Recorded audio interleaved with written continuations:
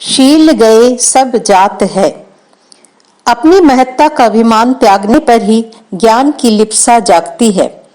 सेवा परायणता और आज्ञाकारिता का सहज आचरण करने पर ही गुरु से ज्ञान प्राप्त किया जा सकता है। देवराज इंद्र के मन में भी एक बार जीवन का परम श्रेय जानने की इच्छा जागी। प्रेय से उन्हें शांति नहीं मिल पाई थी। देवाधिपति ने राज वैभव त्याग कर तपस्वी ब्राह्मण का रूप धारण किया और अपने गुरु बृहस्पति की सेवा में उपस्थित हुए। उन्हें पूछा, भगवान, जीवन का परम श्रेय क्या है? आचार्य ने जीवन के श्रेय की व्याख्या की, किंतु इंद्र संतुष्ट न हुए। उन्होंने पुनः जिज्ञासा व्यक्त की, गुरुवर, उससे भी श्रेष्ठ क्या है? आचार्य ने सस्मित कहा, वत्स, तुम्हारे इस प्रश्न का उत्तर दैत्य गुरु ऋषि शुक्राचार्य ही दे सकते हैं।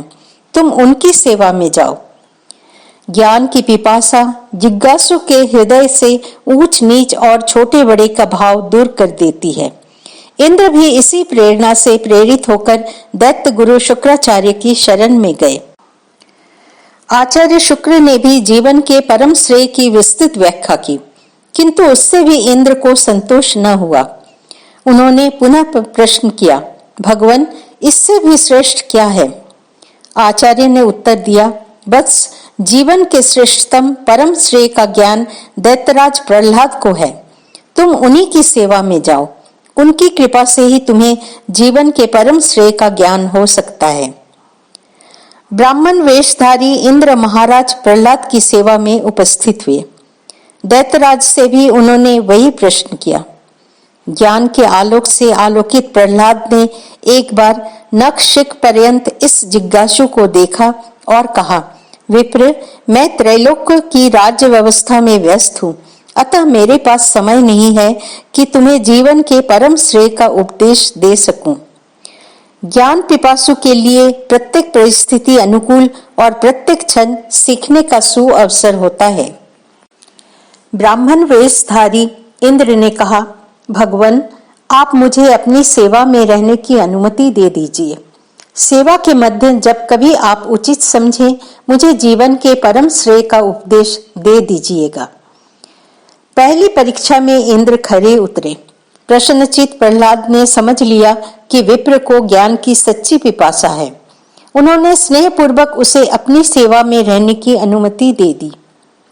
इंद्र अत्यंत श्रद्धा भक्ति पूर्वक गुरु प्रहलाद की सेवा में तत्पर रहते तथा सतर्कता पूर्वक उनके आचरणों का निरीक्षण करते।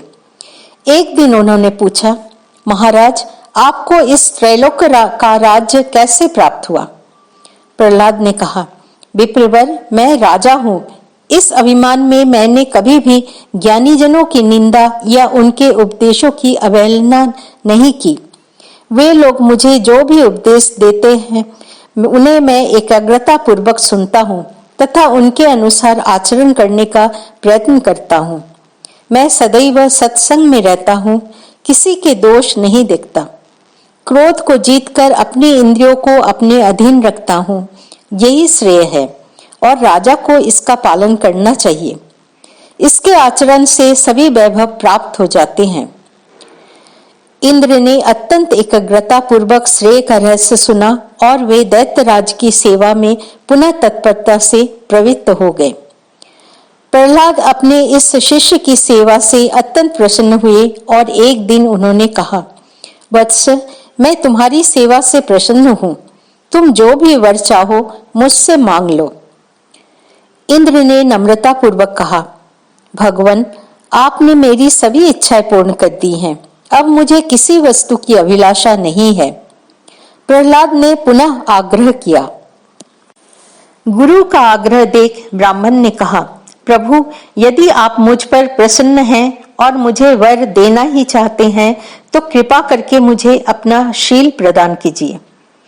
ब्राह्मण द्वारा मांगे गए वरदान को सुनकर प्रहलाद प्रसन्न हुए, किंतु साथ ही उन्हें विस्मय भी हुआ। उन्होंने समझ लिया कि ब्राह्मण वेशधारी यह व्यक्ति अवश्य ही कोई विलक्षण पुरुष है। सत्यनिष्ठ प्रहलाद ने अपना वचन पूर्ण किया और उसे अपना शील दे दिया। वरदान देने के पश्चात प्रहलाद अभी विचार कर रहे थे कि अब आगे क्या करना चाहिए। तभी एक अत्यंत तेजोमय ज्योति पुरुष उनके शरीर से बाहर निकलकर उनके सामने उपस्थित हुआ। प्रहलाद ने विस्मित होकर उस पुरुष से पूछा, भद्र, आप कौन हैं? उस तेजस्वी पुरुष ने उत्तर दिया, राजन, मैं शील हूँ। आपने मुझे दान में दे दिया है, अतः मैं जा रहा हूँ। अतः अब इस ब्राह्मण के शरीर में रहूंगा जिसे आपने वरदान दिया है। यह कहकर शील अदृश्य हो गया। शील के जाते ही प्रहलाद के शरीर से वैसा ही एक तेजस्वी दूसरा पुरुष प्रकट हुआ। विस्मय विस्फारित प्रहलाद ने उससे भी वही प्रश्न पूछा। उस तेजस्वी पुरुष ने कहा, राजन, मैं धर्म हूँ, अब उस ब्राह्मण के पास जा रहा हूँ, क्योंकि मेरा निवास वही होता है जहाँ शील रहता है। यह कहकर धर्म भी अंतर्धान हो गया। तदनंतर प्रहलाद के शरीर से एक तीसरा तेजस्वी पुरुष प्रकट हुआ। राजा ने उससे भी परिचय पूछा। उसने कहा, असुरराज, मैं सत्य हूँ, मैं धर्म के पास जा रहा हूँ। धर्म ही मेरा निवास स्थान है, धर्म में ही मेरी स्थिति है। यह कहकर सत्य भी अदृश्य हो गया। सत्य के चले जाने पर एक और पुरुष प्रकट हुआ। उसने अपना परिचय देते हुए कहा, महाराज, मैं सदाचार हूँ, मैं सत्य का अनुयायी हूँ। जहाँ सत्य रहता है वहाँ मैं भी रहता हूँ। सदाचार के चले जाने पर भीषण शब्द करता हुआ एक अत्यंत दृढ़ पुरुष प्रहलाद की देह से प्रकट हुआ। उसने प्रहलाद को बताया, मैं बल हूँ, मैं सदाचार का सहयोगी हूँ। जहाँ सदाचार रहता है वहीं मेरा निवास स्थान है।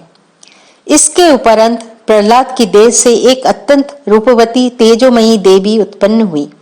प्रहलाद ने विस्मित होकर उनसे भी उनका परिचय पूछा। देवी ने कहा, असुरराज, मैं लक्ष्मी हूँ। जब तक तुम्हारे पास बल था तब तक मैं भी थी, क्योंकि मैं बल की ही अनुगामिनी हूँ। अतः अब मैं बल के पास जा रही हूँ। यह कहकर लक्ष्मी भी वहां से चली गई। प्रहलाद बड़े व्याकुल हुए। उन्होंने देवी से कहा, माँ, तुम तो सत्यव्रती हो, तुम मुझे सच सच बताओ, ये ब्राह्मण कौन था? देवी ने कहा, राजन, ब्रह्मचारी ब्राह्मण के वेश में साक्षात इंद्र ने तुम्हारा शिष्यत्व स्वीकार किया था। महात्मन, तुमने शील के द्वारा ही तीनों लोकों पर विजय पाई थी। तुम्हारी सेवा में रहकर यह बात इंद्र ने समझ ली, इसीलिए उन्होंने तुमसे वरदान में शील मांग लिया। महाप्रज्ञ, धर्म, सत्य, सदाचार, बल और मैं सदा शील के ही आधार पर रहते हैं। अतः जो हमें प्राप्त करना चाहता है उसे एकाग्र चित्त से मन प्राण पूर्वक शील को ही प्राप्त करने का प्रयत्न करना चाहिए। शील के आते ही शेष सब कुछ अपने आप ही प्राप्त हो जाता है। जय श्री राम कृष्ण।